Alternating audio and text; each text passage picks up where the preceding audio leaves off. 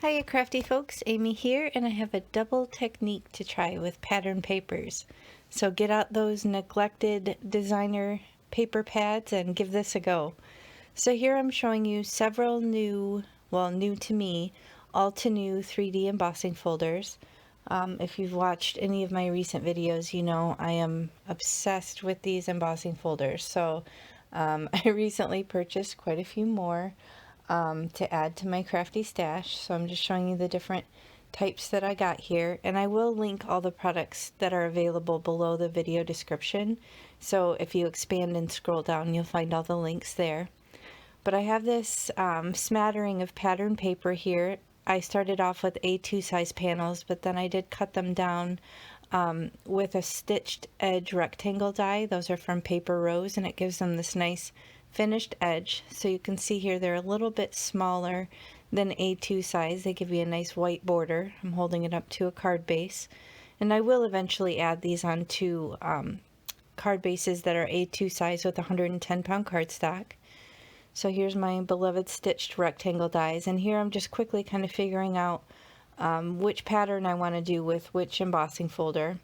Now my thought behind this was I've done this technique with my own backgrounds that I've made, so why not try them with some pattern paper? So I don't know if you guys have a huge stash of pattern paper that often gets neglected, but I sure do. So any chance to use them, I'm going to jump at it. So here's the cards that I'm going to make for you.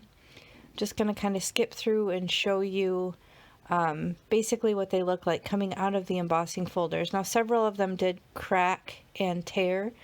This one, for example, ended up okay. I was still able to use it, but I was spritzing the panels down with some water, hoping that they would kind of take the shape better and maybe not crack as much. This one, I wasn't a fan how it turned out at all. I'm leaving them all in here, whether I make cards from them or not, just so you can kind of see. I think, first of all, the pattern was too busy. I wouldn't do something quite that busy with like a flower. This one is a busy pattern, but I don't know, it works. I feel like they're both kind of like, I don't know, icy theme. It's almost like a geometric snowflake, and then this cool, like, I don't know, looks like crystals or like ice crystallization. Wow, I'm not fully awake yet, guys. I have not had enough coffee in my life yet. But anyway, this one, again, maybe minimal cracking, but you'll see with the next technique that I apply that it doesn't really matter. This succulent one turned out really cool. I kind of, that green color, that sagey green of the pattern paper kind of reminded me of the color of succulents, that dusty sagey green color. So again, there's a crack there, but you won't see it when I'm done here. So most of these actually all of these first panels I did spray with water, and then you'll see in a little bit the last couple I didn't. Now these are all different varying thicknesses. They're all just kind of like random pattern paper that I had. This one actually had some embossing already on it. This one, super cool embossing folder, but just ravaged this paper. So you can see this is super tore up. So yeah, I'm sure I'll have better luck when I'm dealing with better cardstocks. This is probably the thinnest paper of the pattern papers that I used, and it was one that did the best, and I didn't use water. So that was interesting. And then this one, probably a little bit heavier weight, and it has that kind of gold foiling dots on it, but I did not spray this one as well. So I'm going to put this through and see how it does, and this is just gorgeous. I can't even handle how pretty that one is.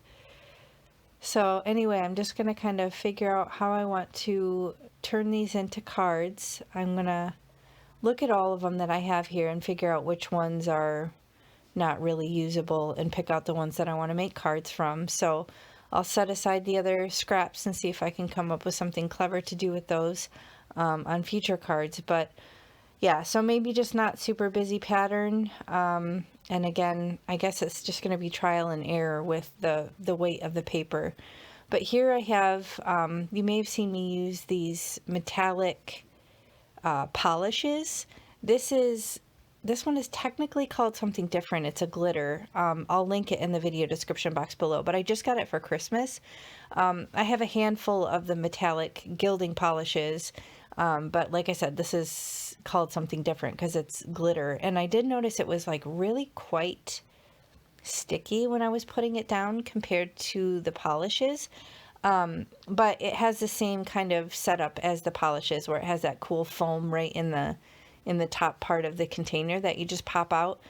So you can use that or your own blending foams or whatever works for you. But this was my first time using it. And I wasn't really sure how it was going to do, but it ended up drying fine without a fixative, just like the polishes. And it didn't really rub off. So I wasn't sure, you never really know when you're dealing with glitter. But here's one of the polishes. This is, I think, the first one that I ever got. And you can see I have a blending foam. I just feel like it gives me a little bit more control than using the big one. But both work. And then I'm just kind of gently brushing it. Not too heavy-handed, but that's the beauty of these 3D embossing folders. I mean, I'm sure you could probably do it with any embossing folder, but the 3D ones are just so elevated in their different layers that I find they work really well with this technique. And I wanted to get the inside of that succulent, so I did have to kind of squish the foam pad down a little bit in there to get that. But you could see very little effort, and it just highlights the raised parts of that embossing folder, and it is just too cool. So same thing here, just light-handed, using that blending foam and the gold, and that really just kind of highlights the raised part of the image on top of the pattern paper. So it kind of gives it, something a little unexpected on your card. If you hold it in one angle, it, will really show the floral. If you hold it in another angle, you'll really see the pattern paper. So it's just kind of a unique way to stretch your products and use them in different ways. And this one, oh, gorgeous. I just can't wait to play with these embossing folders more, guys. I'm so obsessed with these. I just feel like it's such a built-in wow factor, and you don't really have to do much. I mean, you could just do a colored cardstock and leave it as is, and it's going to be a gorgeous card. So here I'm coming back with the glitter. I wasn't sure what color to do on this one at first, so I thought I'd bust out the glitter again, and this was really cool.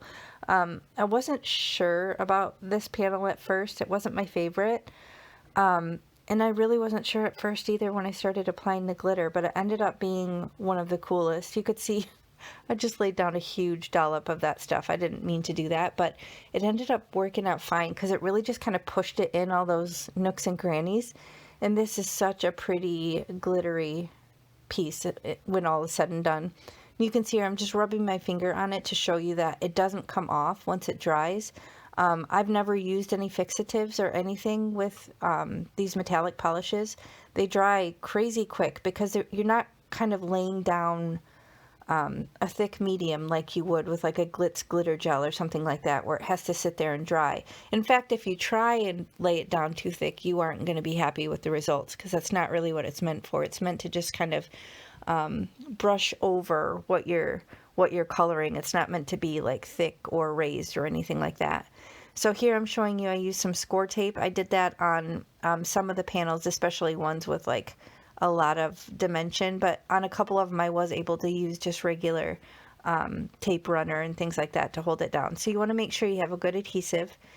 And then here I'm showing you I'm shopping my sentiment book. I recently did a video with some of my storage solutions. I can link that in the video description box below if you want to check that out.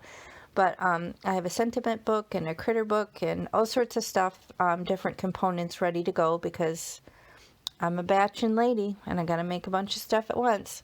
So here, this is satisfying for me. I hope it is for you as well.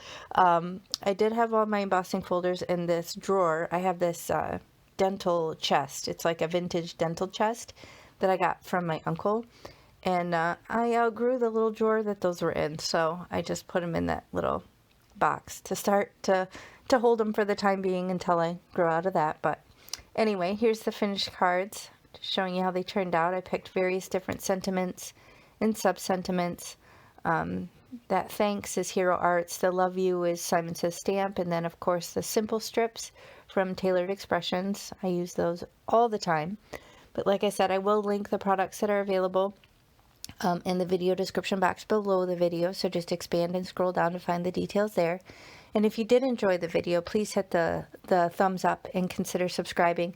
And if you hit the bell, then you'll be notified anytime I post a new video. So anyway, I love this technique. I'm very pleased. I'll definitely keep this in mind when I'm wanting to use up some of my pretty pattern paper that I don't necessarily know what to do with. So I hope you enjoyed the video. I appreciate you watching. Have a great day. Bye.